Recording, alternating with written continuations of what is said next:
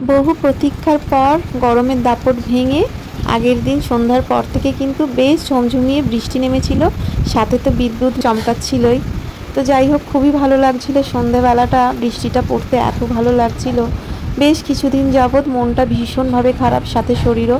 আর আমার মন খারাপ হলেই শরীর খারাপ হয়, আর শরীরের সাথে মন, মনের সাথে শরীর, এটা তো কানেক্টেড। তো যাই হোক, বৃষ্টিটা যখন হালকা থেমে আসে, রিজোর বায়না জলের মধ্যে নৌকা চড়াবে।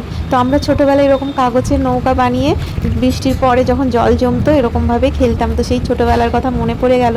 তো যাই হোক, রিজো মামাও ভীষণ আনন্দ পাচ্ছিল, ওদের জন্য এরকম একটা কাগজের নৌকা বানিয়ে দিয়ে আমরা সামান্য একটু জল জমেছিল আমাদের রাস্তাটায়, তো সেই রাস্তার জলের মধ্যে এরকমভাবে নৌকাটা ছেড়েছিলাম। আর রিজো মামা একটুখানি পা ভেজাচ্ছিল আর কি, যেহেতু অনেক দিন গরমের পরে এই প্রথম বৃষ্টি। তো ওরাও একটু মজা করছিল, আমারও ভীষণ ইচ্ছা করছিল, কিন্তু উপায় নেই, শরীরটা খারাপ, সেই জন্য আর জলে নামলাম না। তো দেখো, এটা হচ্ছে পরের দিন সকাল, মানে আজকের দিন সকালবেলা দিনটা শুরু করছি। একটু চাউমিন বানাবো, যেহেতু ওয়েদারটা বেশ ঠান্ডা ঠান্ডা। আর রিজো মাম্মা স্কুলে যাবে, রিজোকে তো সকালবেলা স্কুল পাঠিয়ে দিয়েছি, তারপরে এই চাউমিনটা বানাচ্ছি। আর এদিকে আমার জন্য একটুখানি চা বসিয়ে নিয়েছি, তো একটু চা খাবো। আর বেশ কিছুদিন এত গরম ছিল, চাও খেতে পারছিলাম না।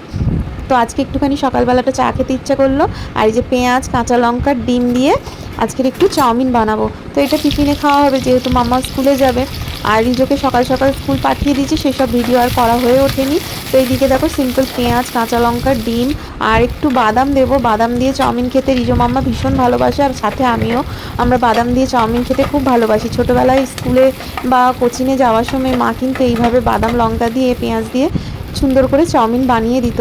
তো সেই স্বাদ তো আর হয় না, যে যার হাতের একটা আলাদাই স্বাদ। তো আমি যেরকম বানাই, রিজো মাম্মা কিন্তু খুব আনন্দে, মানে খুব ভালোবেসে খায়। তো ওদের জন্যই একটু বানানো, আর আমাদেরও টিফিনটা হয়ে যাবে। রিজোর বাবাও দোকান থেকে আসবে। সকালবেলা ব্রেকফাস্টটা আমরা আজকে চাউমিন দিয়েই করবো। তো যাই হোক, দেখো এখানে এইভাবে আমি চাউমিনটা বানিয়ে থাকি।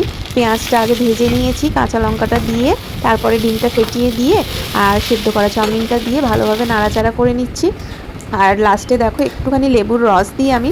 লেবুর রসটা দিলে না, মানে টকের একটা ব্যালেন্স থাকে, বেশ ভালো লাগে। তোমরা একটুখানি লেবুর রস দিয়ে চাউমিন বানিয়ে খেয়ে দেখো, খুবই ভালো লাগে। আর এই যে বাদামটা ভেজে আমি তুলে নিয়েছিলাম, সেই বাদামটাও মিশিয়ে দিলাম পরে, কারণ আগে বাদামটা যদি দিয়ে দিতাম না, তাহলে কিন্তু একটু নরম হয়ে আসতো, বাদামটা মুখে লাগলে তখন বাজে লাগতো খেতে। আর একটু ক্রাঞ্চি ভাবটা বাদামের থাকলে বেশ ভালো লাগে খেতে।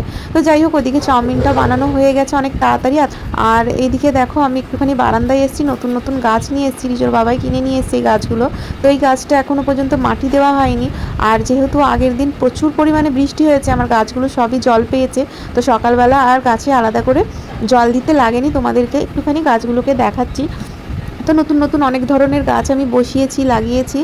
আর কিছু শীতকালের গাছ রয়েছে যেগুলো শুকিয়ে গেছে, মানে শীতকালীন ফুলের গাছ, সেগুলোকেও তুলে ফেলে নতুন করে টবে মাটি দিয়ে অন্যান্য নতুন, মানে গরমের ফুলের গাছ লাগাবো। তো সেই সবই ঠিক করেছি। আর এখানে দেখো, আমার কুকুর বেড়ালদের খাওয়ার জলের জায়গাটাও ময়লা হয়েছে, কারণ কালকে বৃষ্টি হয়ে মাটি পড়ে গেছে তার মধ্যে। তো ওগুলোই ধুয়ে পরিষ্কার করে আবার ওর মধ্যে ভালো জল দিয়ে রাখতে হবে, কারণ এই গরমের সময় কুকুরগুলো অনেক জল খায়, তো ওদের জন্য একটু জল রেখেছি। আর এই যে দেখো, বাড়ি ঢুকে আবার এই যে চায়ের কাপে একটু চাটা গরম করে আবার ঢেলে নিলাম। আর চাউমিনটাও বেড়ে নিয়েছি, এখন আমি একাই বসে বসে খাবো, কারণ এখন ওই 9টা মতো বাজে, মাম্মা এখনও ঘুম থেকে ওঠেনি। ও তো ঘুম থেকে উঠে আবার এসে রেডি হবে স্কুলের জন্য। আর আমার খাওয়া দাওয়া কমপ্লিট। এই যে দেখো, স্কুল থেকে রিজো চলে এসেছে, রিজোর বাবা নিয়ে চলে এসছে।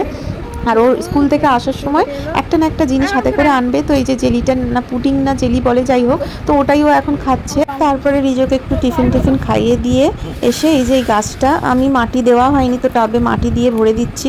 আর মাটির বস্তাটা নিয়ে এসে দিয়েছিল রিজোর বাবা দুদিন আগে। তো সেই মাটিটা না, কালকে রাত্রে বৃষ্টির জল পেয়ে ভিজে ভিজে এসছে। তো সেই জন্যই এই গাছটার মধ্যে মাটি টাটি দিয়ে আমি একদম বারান্দায় এটা তুলে দেবো। আর আমার মন খারাপ থাকলে, ভীষণভাবে যখন মন খারাপ থাকে, তখন আমি এইসব গাছপালা, এসবগুলোই আমি দেখাশোনা করতে বা এইসব নিয়ে থাকতে বেশি পছন্দ করি। আর আমার ভালো লাগার একটা জায়গা বলতে পারো এইগুলোই।